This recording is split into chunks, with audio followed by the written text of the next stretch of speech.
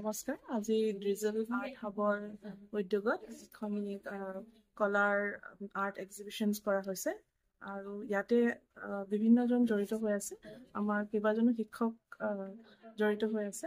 তেখেতৰ নাম প্ৰসেনজিৎ দে আৰু আমি অংকনশ্ৰী কলা কেন্দ্ৰ যোনটো চেণ্টাৰ এটা শাখা ইয়াতে আজি পৰীক্ষাৰ্থীসকলে পৰীক্ষাও দিছে। সুকলমে পৰীক্ষা চলি আছে। প্ৰায় ৮০টা ছাত্ৰ ছাত্ৰীয়ে ইয়াৰ ড্ৰিজেল আৰ্ট হাবত পৰীক্ষাত উত্তীৰ্ণ হৈছে আৰু ইয়াৰ কাৰণে আমি প্ৰসেনজিৎ ছাৰক আমি অত্যন্ত ধন্যবাদ জ্ঞাপন কৰিছোঁ, যাৰ উদ্যোগত এইটো সফল হৈছে। আজি ছবিৰ এটা আয়োজন কৰা হৈছে প্ৰতিযোগিতা। আমি বংগীয় সংগীত পৰিষদ ডিব্ৰুগড়ৰ আণ্ডাৰত আছোঁ, ৱেষ্ট বেংগল। তো আমি ইয়াত এটা ছাত্ৰ ছাত্ৰী যাতে ভৱিষ্যতটো এইটো দিশত এটা উজ্জ্বল ভৱিষ্যত লৈ যাব পাৰে, তাৰ কাৰণে এটা প্ৰদৰ্শনী আয়োজন কৰিছোঁ।